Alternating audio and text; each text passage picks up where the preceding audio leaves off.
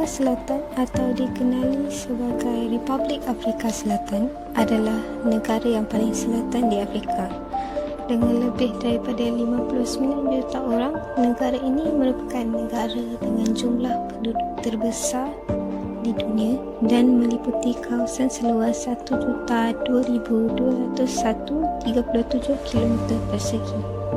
Terkenal dengan topografi yang bervariasi, keindahan semula jadi yang hebat dan kepelbagaian budaya yang semuanya menjadikan negara ini sebagai destinasi yang digemari oleh pelancong sejak berakhirnya Undang-Undang Apartheid atau Permisahan Kaum pada tahun 1994. Pertubuhan Kesihatan Sedunia pada tahun 2016 telah melaporkan bahawa sebanyak 15,000 kematian berlaku di kalangan kanak-kanak setiap hari yang meningkat menjadi 5 hingga 6 juta setiap tahun. Lebih daripada 50% kematian dapat dicegah dengan menggunakan intervensi yang sesuai dan berdasarkan bukti. Sejumlah laporan saintifik telah menggambarkan kekurangan zat makanan sebagai faktor risiko utama dan sensitif risiko kerentanan awal di kalangan kanak-kanak. Faktor yang berkaitan dengan pemakanan menyumbang kepada 45% kematian di kalangan kanak-kanak. Terdapat bukti bahawa pengetahuan pemakanan pengasuh atau keluarga secara positif dikaitkan dengan status pemakanan anak-anak di bawah jagaan mereka. Ini mungkin sebab mengapa faktor berkaitan pemakanan dilaporkan menyumbang kepada 45% kematian di kalangan kanak-kanak.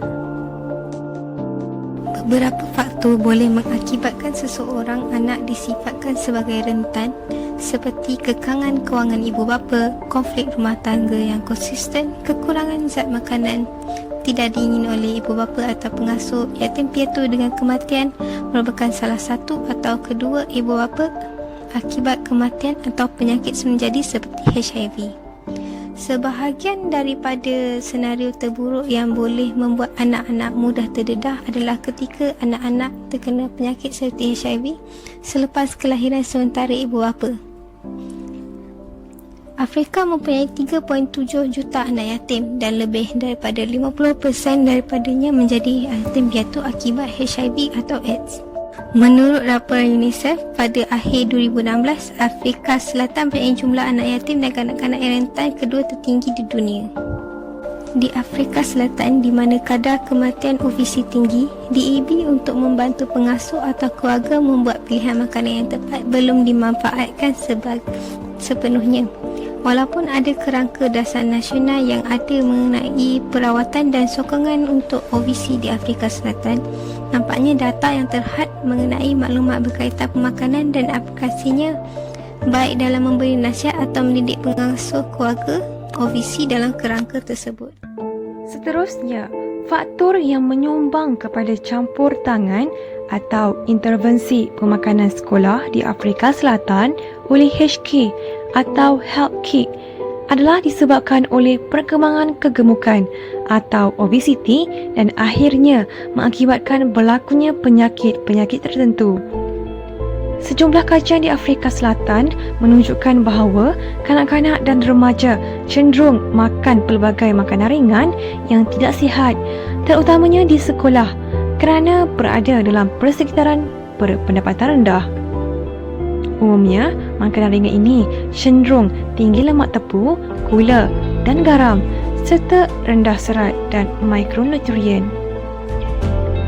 Intervensi HK dimulakan di sekolah rendah di kawasan berpendapatan rendah di wilayah Cape Barat.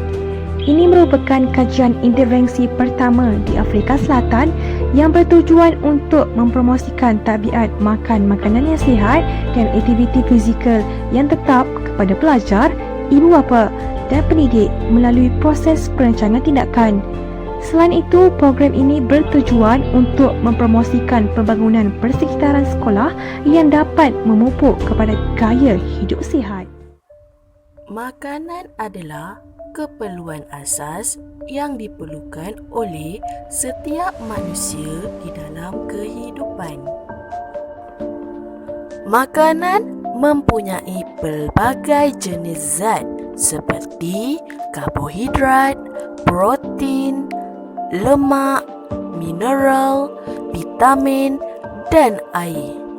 Badan memerlukan kesemua jenis zat makanan dengan kuantiti yang diperlukan dan mencukupi. Masalah mula timbul apabila cara pengambilan makanan yang salah. Ini menjadi masalah utama yang berlaku di negara Afrika Selatan.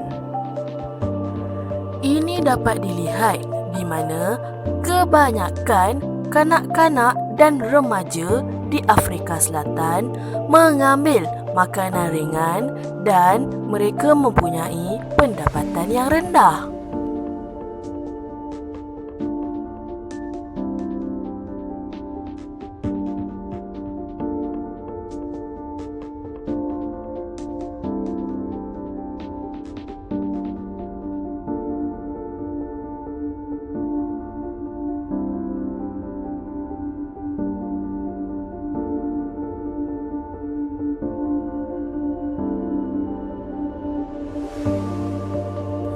Kandungan di dalam makanan ringan sangat tidak sihat kerana mempunyai lemak tepu, gula dan garam serta rendah kandungan serat dan mikronutrien.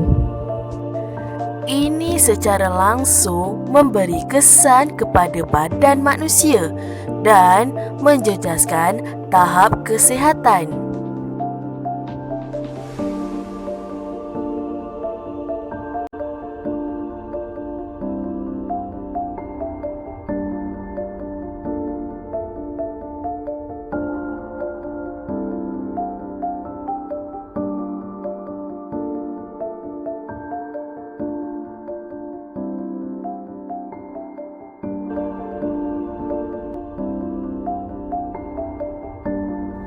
Kadar pendapatan yang diperoleh mendorong dalam gaya pengambilan makanan. Pendapatan masyarakat Afrika Selatan yang rendah menyebabkan pengambilan makanan tidak seimbang dan tidak mengikut diet yang betul. Ini menjadi masalah kepada negara. Kanak-kanak di Afrika Selatan mempunyai tabiat pemakanan yang tidak sihat di mana makanan mereka tinggi kandungan gula, tinggi kandungan garam dan juga mempunyai kandungan MSG yang tinggi. Selain itu, mereka juga sangat kurang mengambil sayur-sayuran dan juga buah-buahan dalam pemakanan harian. Kemiskinan adalah faktor kenapa semua ini terjadi. Kelemahan penguatkuasaan polisi sekolah antara sebab mengapa ini terjadi. Di sekolah mereka, penjualan air kordial dengan pewarna dan gula dan juga makanan ringan adalah sangat banyak. Dalam jangka masa panjang, amalan pemakanan tidak sihat ini akan mendatangkan kesan buruk kepada kanak-kanak. Berikut merupakan kesan pemakanan yang tidak sihat. Pertama adalah risiko penyakit kronik. Pemakanan yang tidak sihat akan menyebabkan seseorang mudah berisiko untuk mendapat penyakit seperti kardiovaskular, hipertensi dan juga diabetes mellitus. Seterusnya, kanak-kanak akan mengalami pertumbuhan yang terbantut. Kanak-kanak memerlukan 9 jenis asid amino, iron, zinc, fosforus dan juga vitamin untuk pertumbuhan normal. Pemakanan tidak seimbang kanak-kanak Afrika ini menyebabkan mereka mengalami malnutrisi dan seterusnya memberi kesan negatif kepada pertumbuhan mereka. Mereka juga akan mengalami gangguan emosi. Ini kerana pengambilan makanan ringan yang banyak akan mengganggu keseimbangan asid lemak dan menyebabkan tekanan pada seseorang. Akhir sekali ialah masalah ingatan dan pembelajaran. Diet yang tinggi lemak dan gula akan menindih peptida otak yang dipanggil BDNF yang membantu dalam proses memori dan pembelajaran. Antara langkah-langkah yang perlu diambil bagi mengatasi masalah-masalah berikut ialah mengadakan kempen gaya hidup sihat. Kementerian Kesihatan dan pihak-pihak yang bertanggungjawab ke atas sekolah haruslah memainkan peranan penting dalam setiap aspek kesihatan dan pelbagai penyakit. Pentingnya kempen ini bagi menggalakkan semua pelajar mengamalkan pemakanan dan gaya hidup sihat yang betul.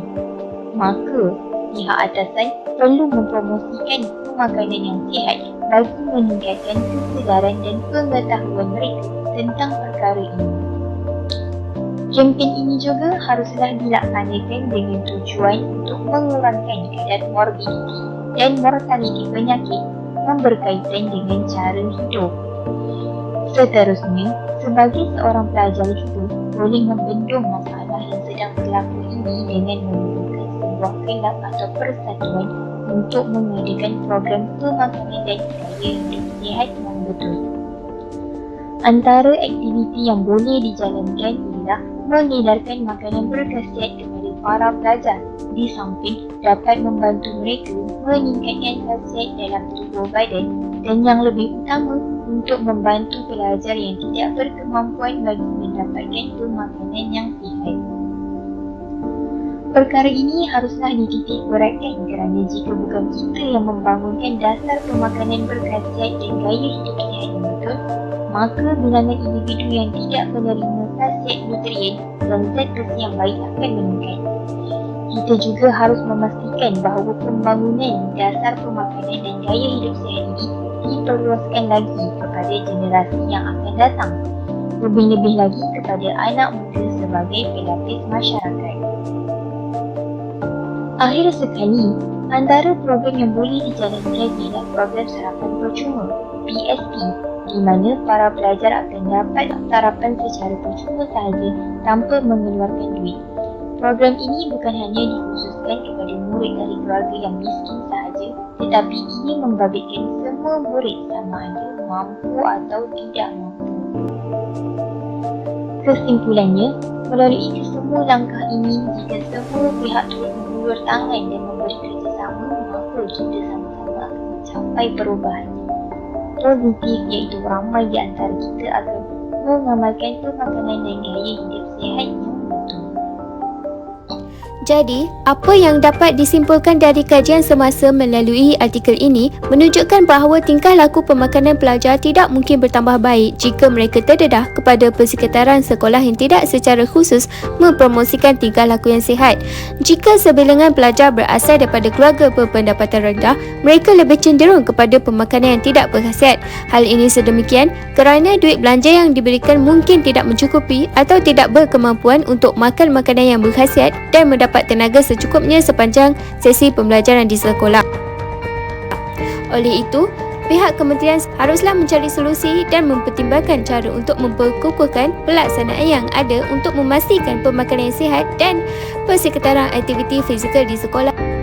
Pihak sekolah juga haruslah memainkan peranan dalam mengajar para pelajar tentang pemakanan yang berkhasiat dan gaya hidup sihat yang betul. Sekian itu sahaja daripada kumpulan kami. Terima kasih.